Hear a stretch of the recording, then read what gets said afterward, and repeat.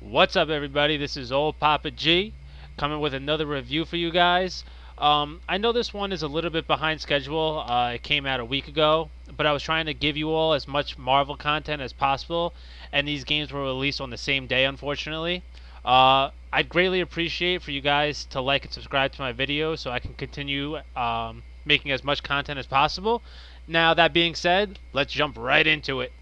So I gotta start off by saying I was really, really impressed by this game. Sometimes when they make these remastered games, when they change the FPS and the frame rate, things become a little out of whack. For example, Halo Master Chief Collection, they lost out on the super jump, BXR, double shot, all these different things because of the FPS.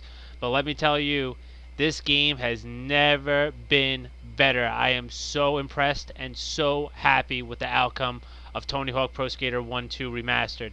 So, first off, it's smooth skating at 60 FPS, no lag, feels great. I never felt like my inputs were wrong.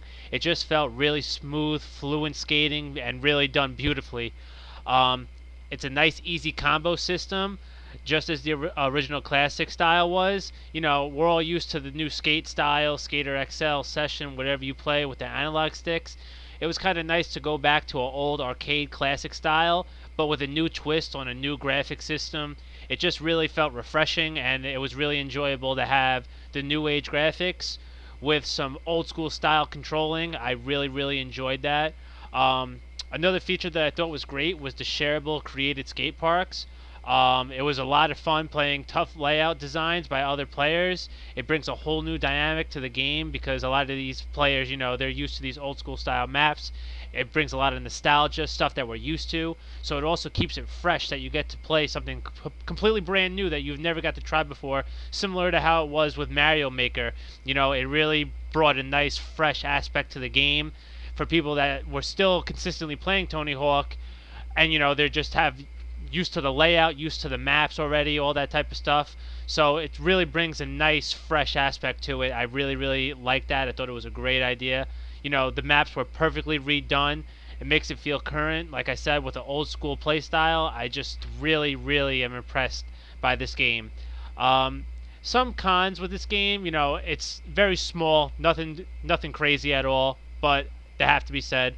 There's no multiplayer free skate, so I wanted to play this game with my friends, and you can in a multiplayer aspect though. Like you go in, you could play horse, you could play with I believe up to 10 players, and it's just like I guess like a competitive style aspect to it. But I would have enjoyed having a nice free skate, laid back with my friends. Not hit or miss, like it's not gonna break the game or anything like that, but it would have been a nice feature to add, just like they did with the created skate parks. Another thing was no co-op story mode. I get why they did this. It makes sense just because they want you to get the objectives done by yourself. It kind of takes away from it if one person's doing one objective while the other person's working on something else. So I get why they did that. But again, it would have been a nice feature.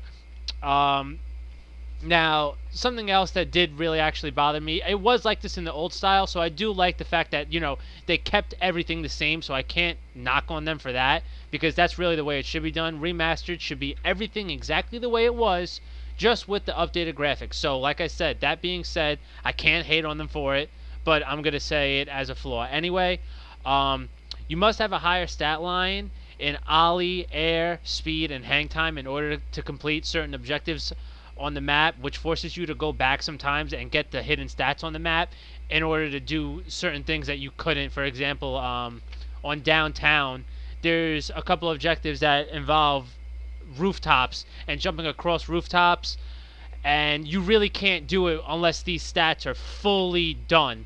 So since it's only the fourth map, you really got to go back, and it's kind of a pain to go out of your way and get that done. And unfortunately, that's a knock. But at the end of the day, that's how it was in the old style. Like, this is what I was talking about with the stat lines. The air, hang time, ollie, speed. It's a lot to fill all the way up. So for those four alone, you got to really put in a lot of work.